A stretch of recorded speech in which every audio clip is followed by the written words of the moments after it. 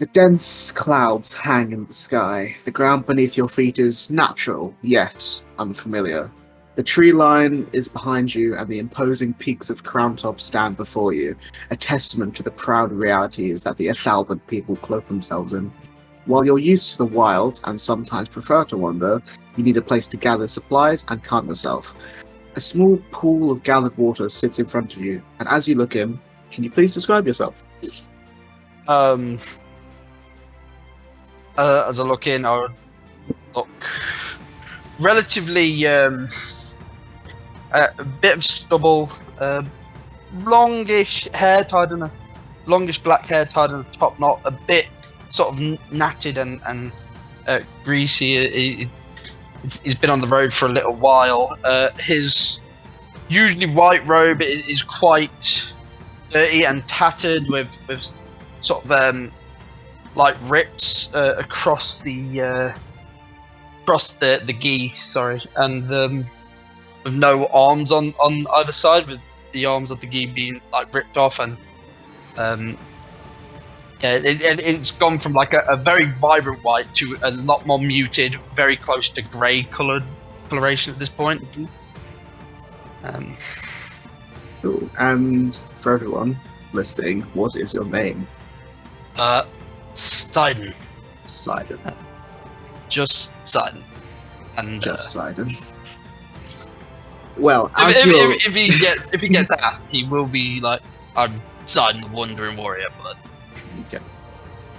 Well, as Sidon. You're looking into this pool of water, sort of probably splashing your face to clean your face a bit, clean up a little covered bit, in mud, yeah.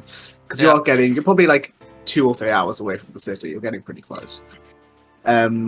You feel a shiver run down your left side, and it's that familiar sense that you have that something is watching you. Mm-hmm. And you can't get direction yet, but it's over this way somewhere, sort of the northwest of this map. Yeah. Sort of wipes his face, sort of shakes off the tingle, and maybe takes he sort of peers over and see if he can see anything often that might be watching him. Can you make me a perception check? Yes. First roll.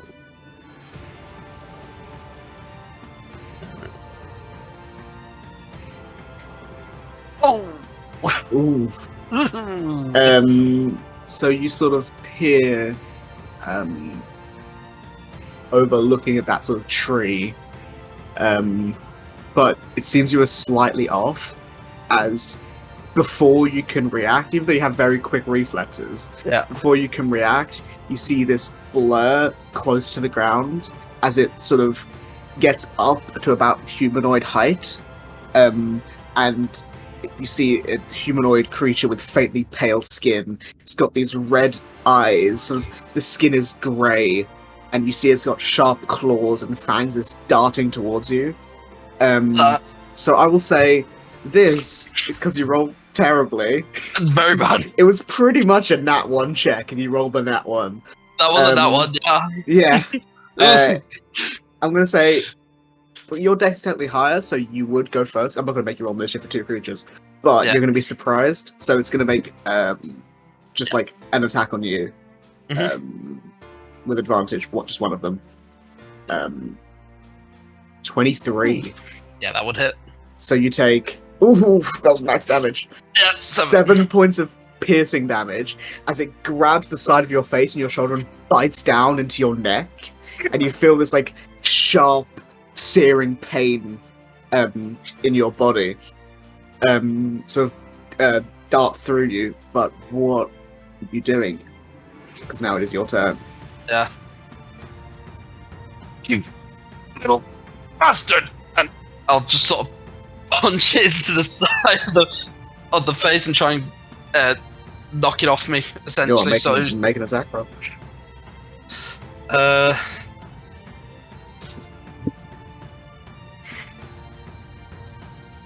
22 hits.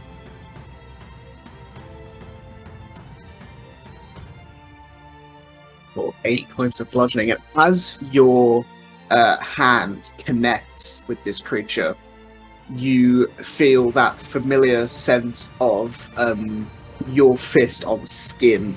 And that sort of sound and that feeling brings you back into a memory that you had probably a few years ago at this point. Yeah. Your hand swinging as you hit Ruin in the face, blood gathering in the corner of his mouth, his lithe frame and shock of blonde hair sort of shakes slightly, and you see his piercing blue eyes staring at you with a mix of hesitation and frustration.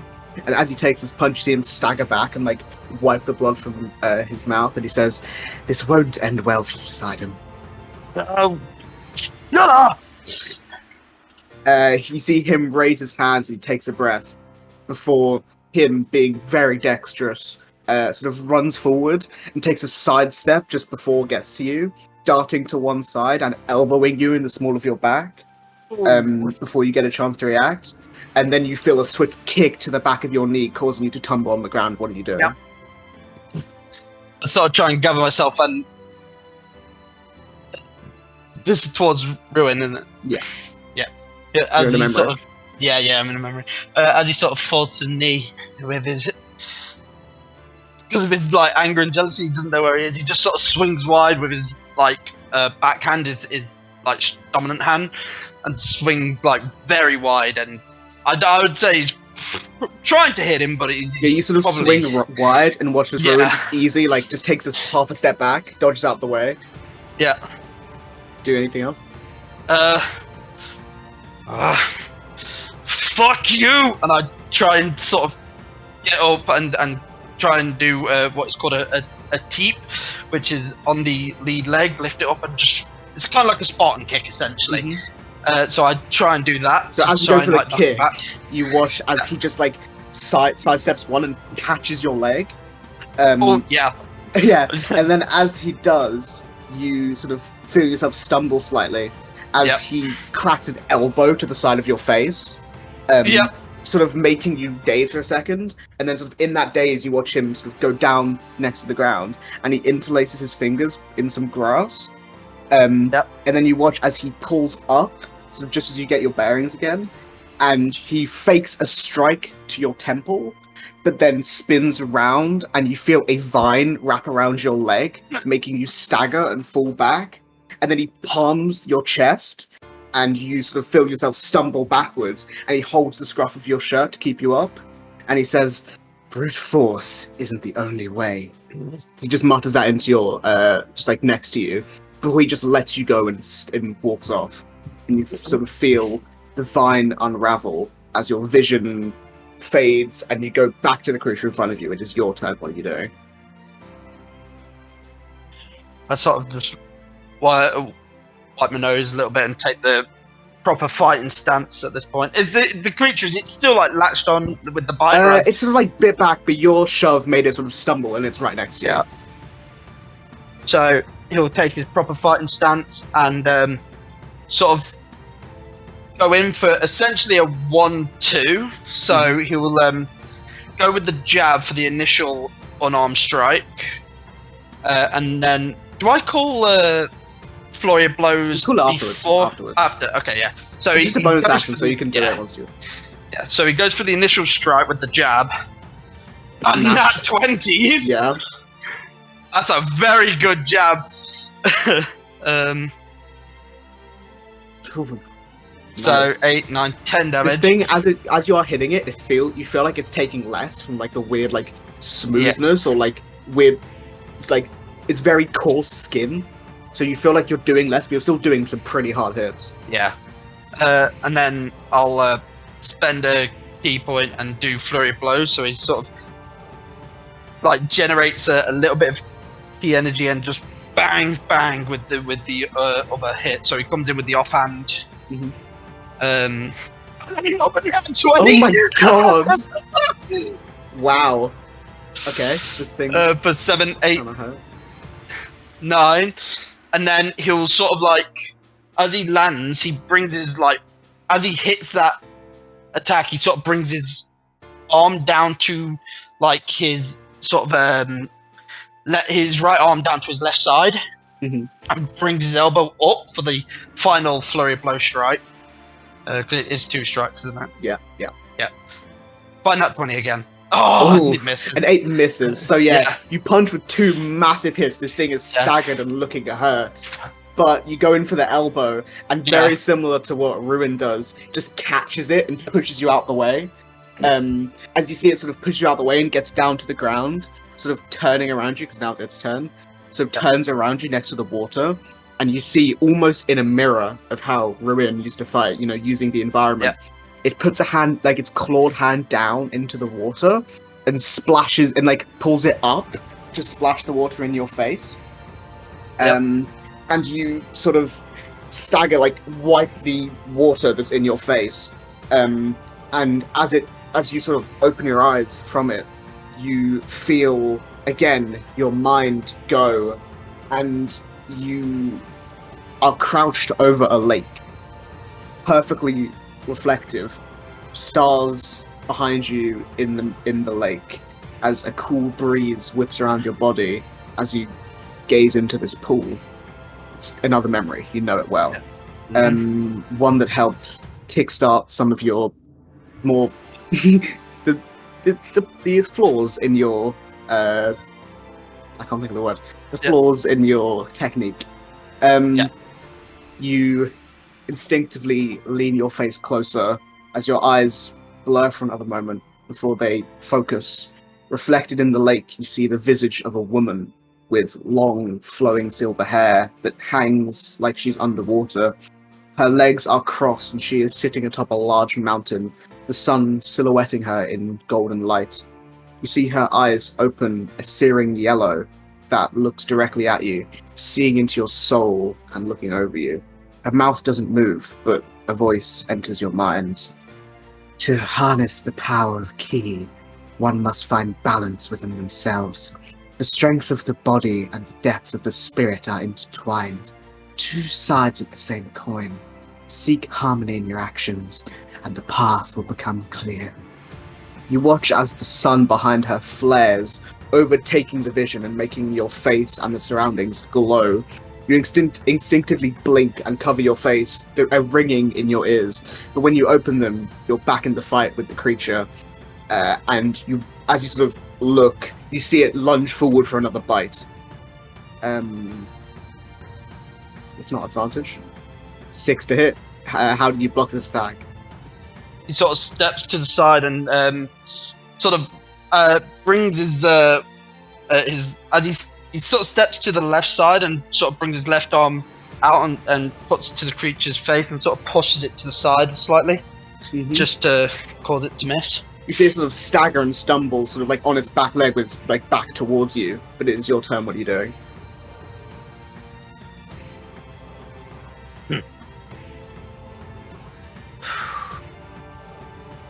Okay. Now this is getting fun. And he sort of comes in and he sort of he sort of jumps forward with his knee and sort of tries to grab the creature's head and bring his knee into the head of the creature. Make an attack roll. 13. 13. Meets it, beats it. Just hits. Oof. So yeah, he just brings his foot up and bang! It's 7 damage. How do you want to do this? So as he cracks the head open, he sort of as it reels back, he sort of comes across with the elbow and just sort of takes the head of the creature off. Just sort of bang. Yeah, so you go with the elbow and the head flies 10 feet away as you do, and the body clatters to the ground and begins to dissolve into sort of ash and black ichor. But you sort of take a second to calm yourself. What is your immediate reaction? What the fuck? Sort of have a look over at the, I guess now melted mush of the creature and be like, what the fuck was that? You can make me an Arcana check if you want to try and roll survival to figure out what the fuck was that. I don't know how I accidentally rolled a d4 there. I'll choose survival because it's higher. 13? You think? I mean, they were definitely humanoid. They weren't like a beast. The only thing you can gather is some form of undead, but you don't know any specifics. Sort of check the wound on my where it bit me, and just like you sort of like feel it with your like trace it with your fingers. Yeah. And it's like a bite mark, like you've been bitten by a snake almost. Yeah. But there is like you sort of like look in the pool as like a mirror, like a reflection to see. Yeah. And there is like a slight blackening around it. Ugh. Can you make me an Arcana check? I know you're great at them. You know, maybe you've died. With that one, with a 0, maybe you've just died. Oh no!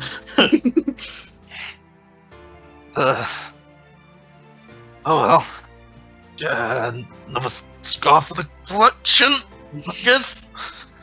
I need better armor. 18-17, by the way. I know. What it would do is, in the pool of water next to him, you sort of rub water over the wound just to try and clean it out as best you can. Stings a little bit, but you're used to it. Yeah. Is there anything like my travels in like the wilderness and that? Is there anything nearby that could work as just like a soothing agent? Like any sort of plants that I would recognise that you can make me a nature check.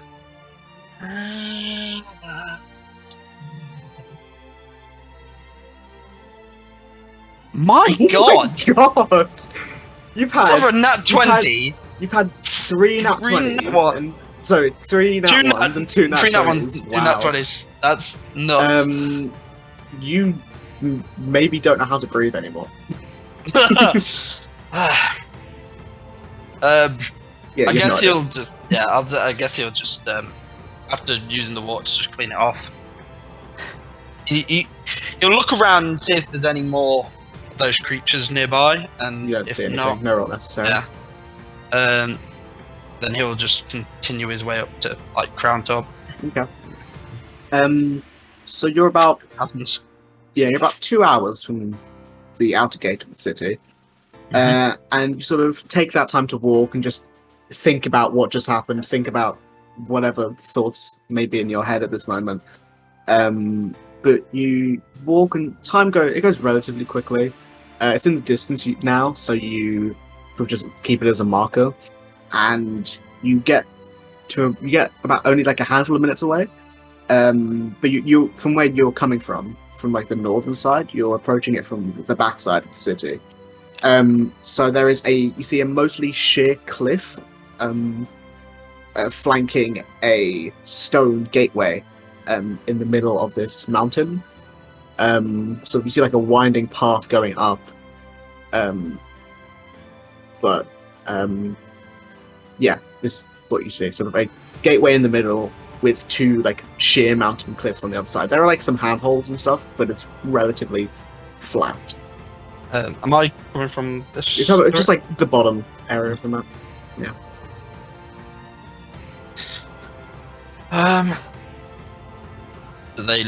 Do I see the guards at the gate? Do they look? You see them, but they don't think they've seen you yet. I mean, they're just guarding. Yeah. I guess I'll go towards the guard and find out what's going on, if I can get entry or not. So one of them just sort of walks up to you and says, "We're just doing our job, mate." Check and see. Hi, am I allowed up? Where are you coming from? What's your business? I came from the woods down the way. Room and board, maybe helping out. I just need a place to rest, that's all. Yeah, he made me either deception or persuasion.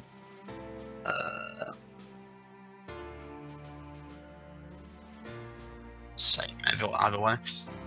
6! I will remind you, you do have hero points.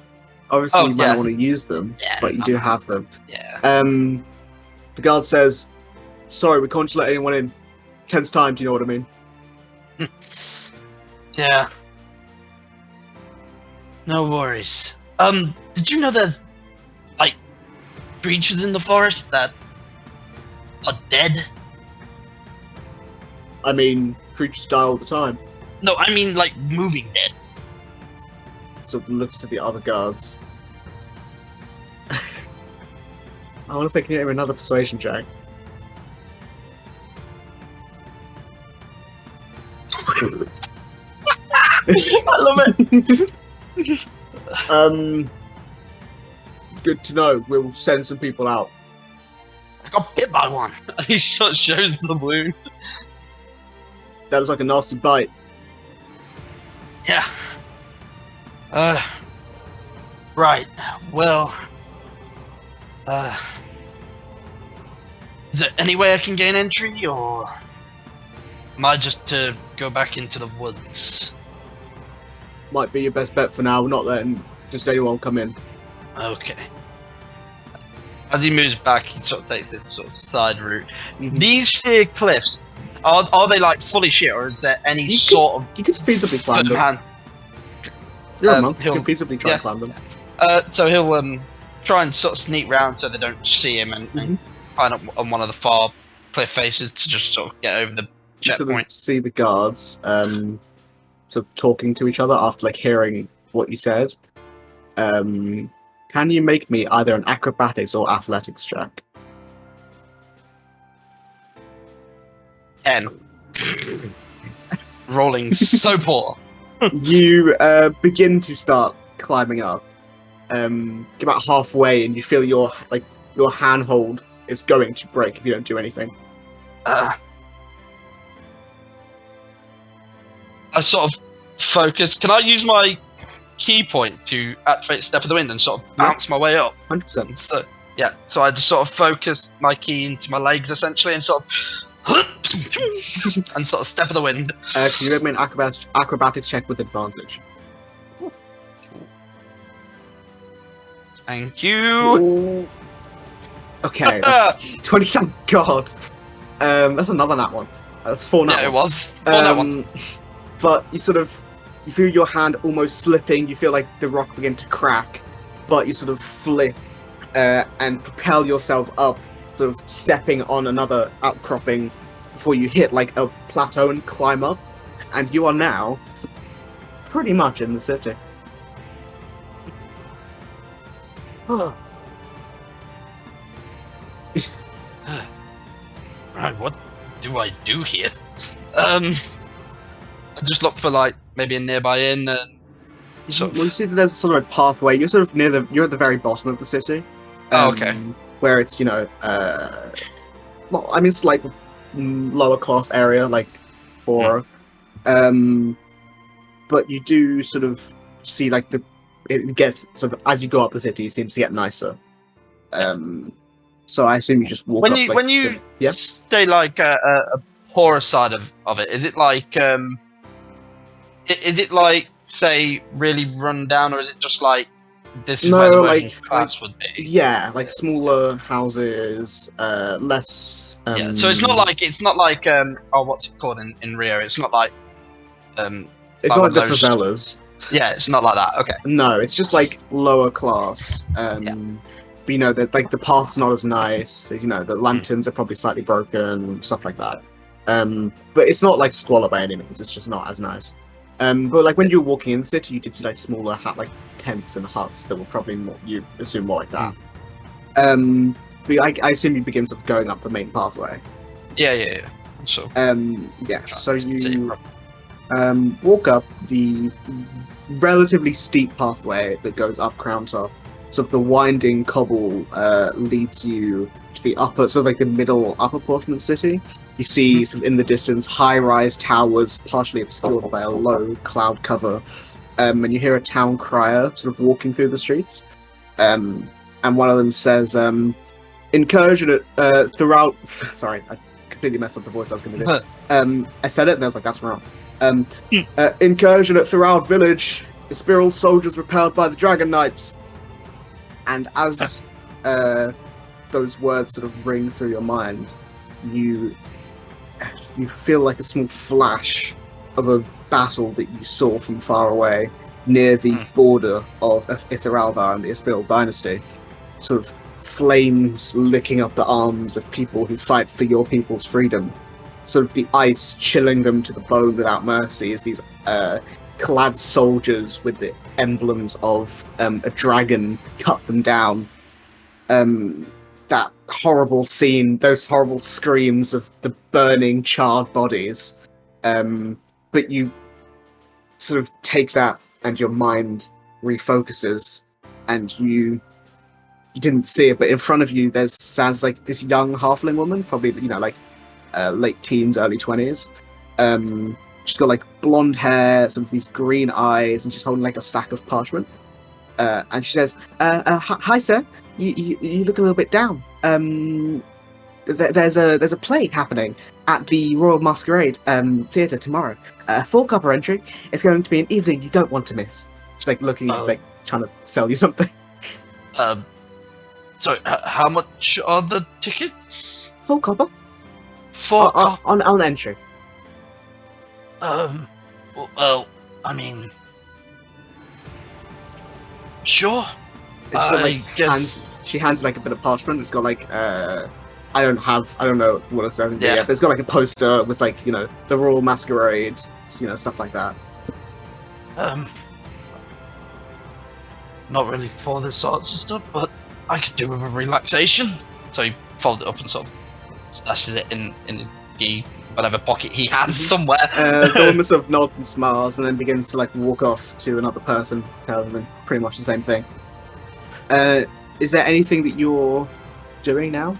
I think he's been travelling for a while. He might, and the only sort of bathing he's had for a while is like that lake, really. So he might like try and have a look for maybe just a bathhouse, just to clean up. Would you go for like a bathhouse first, or would you find like an inn with a bath? An inn with a bath, probably. Okay. So if you look around, you sort of saw one as you were walking up. You sort of look around to see if you like options. The 3 that you find, there's one called the Rusty Goblet. There's one called the Lively Lute, and there's one called the Dragon's Roost. And in that order, it's like cheap to more expensive. He probably goes into the Dragon's Roost, find out it's a little bit more expensive, and you go to the Rusty Goblet. See, there's sort of like there was a red dragonborn, like a woman, like at the innkeep. And I guess you like ask her like how much is a room. This is for the Dragon's Roost. And she says, 1 gold piece per night. Oh. Sort of looks at his sort of coin pouch, which he only has 20 gold according to my character sheet. It's like, do I really warrant that? Probably not. Thanks for your time. How much for a nail? Quick, before I leave. Ooh, an ale. 3 copper. Alright. And so he'll pay the 3 copper for an ale, and then sort of take a seat and just drink his ale. And can you make a perception check real quick?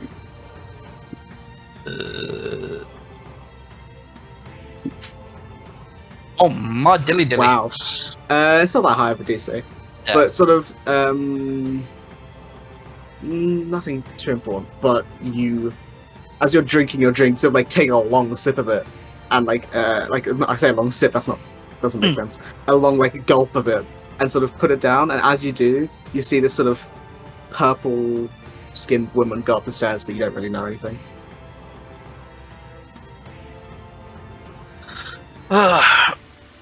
He sort of takes a big stretch, finishes his beer, and then probably leaves the establishment to go to the rusty goblet. Okay.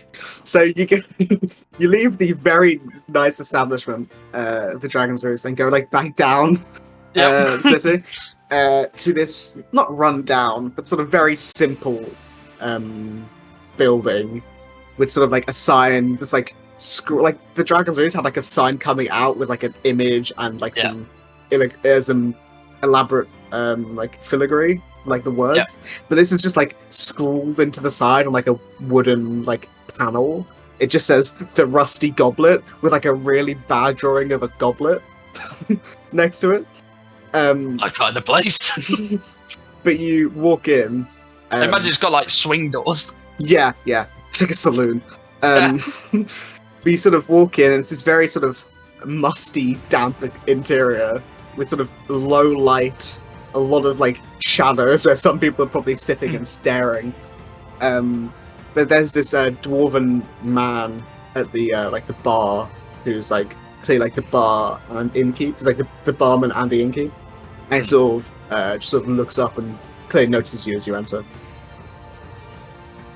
Hi. Hey. I'd like a room. How much for a room? 2 copper a night. Ah, perfect. So he's got like this black scraggly beard with like his hair's receding, middle-aged like older dwarf. As if you give him the copper. Yeah, I'll just give him 2 copper. He sort of takes it in this like big meaty hand and like puts it under the desk and says, it just like takes a key. It's like it's a rusted key. It's not great. And he hands it to you and says, "Enjoy your stay." I will.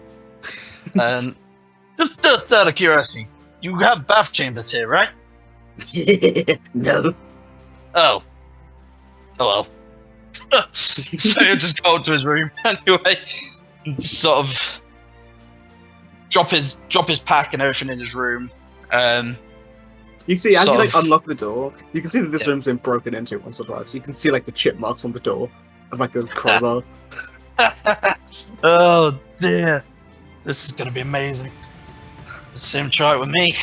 So he just goes in, drops his pack on the floor, and sort of sits on the bed a minute, just wipes his face, rubs his fingers over that wound again, just try and see if it's the blackness has cleared up a little. It's sort of the same. It's not like growing or anything. It's just like sort of almost like before it was something really weird. It was like like it sounds very strange, like a moist blackness. If that makes sense. Yeah. But like sort of looking in like a mirror, or like the closest thing you find to a mirror, and it's like it's now like dried and cracked almost. If I rub the black, does it sort of come off? Or it does sort of come off, but it leaves like a slight bruise or like a slight darker patch, but it does come off. That's good.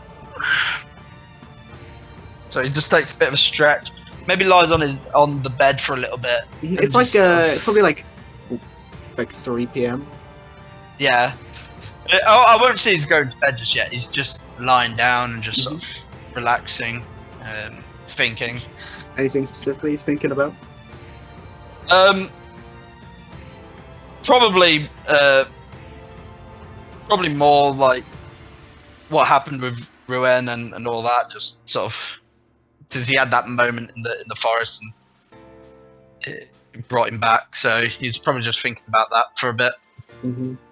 So just thinking about stuff that's happened. How long? Remind me, how long has Sidon been wandering? He's been wandering for about 6 years. Okay, a while. Yeah, a while, yeah. And he sort of after the loss, he sort of went a bit doolally for a while. he, for a long time, I would say for about a year after that, it took him about a year before he actually found his way of doing Key, and he was just sort of. Like for the longest time, like in his brain, it was like he was peak human form, but like peak human form can only get you so far. Whereas like fighters and rogues and all them, they use gear and equipment to make themselves stronger, and mages use magic. For him, it was key, but he just couldn't do it, and it really got to him. And then he remembers back to essentially going back to that lake of reflection, and sort of where he had basically a full breakdown before he just had that vision. So if he was to think back on Ruin and the temple, would he look back at it fondly, or would he look at it with like resentment? I don't know. He sort of looks back at it as a thing that happened. He probably has respect for Ruin, but he's still very much Sidon about it. So he doesn't know how to truly feel, and he's still very much like. The reason he's never gone back is because he doesn't think he'd be strong enough yet. Mm-hmm.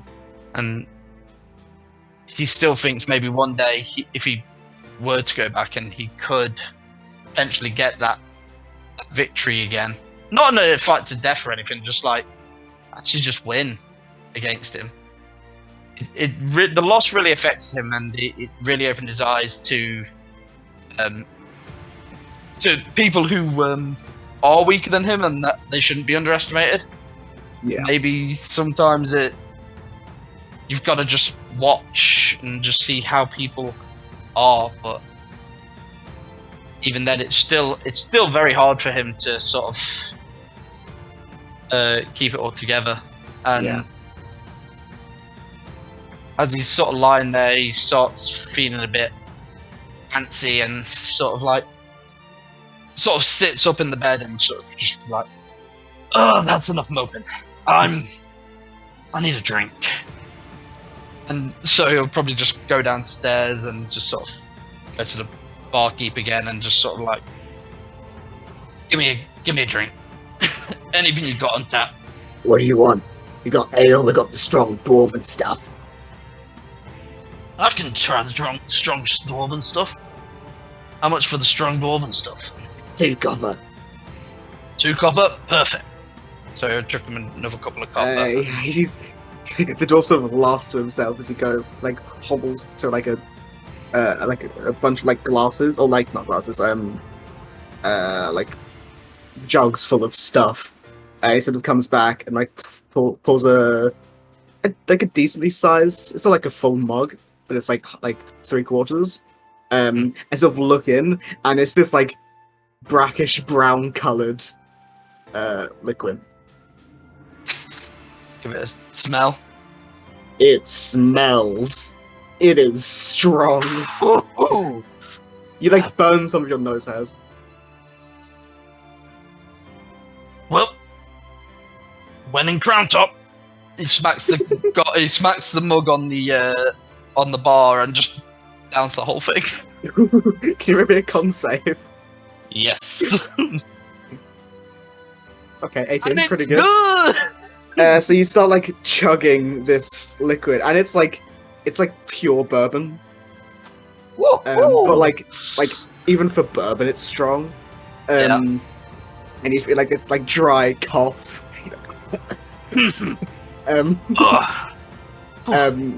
But you finish it, and you can immediately feel like, oh, that was a lot. And the dwarf just look at you with like, he's got like a very bushy beard. You can see like a few like dark and like some gold teeth like smiling from under it, just like watching you.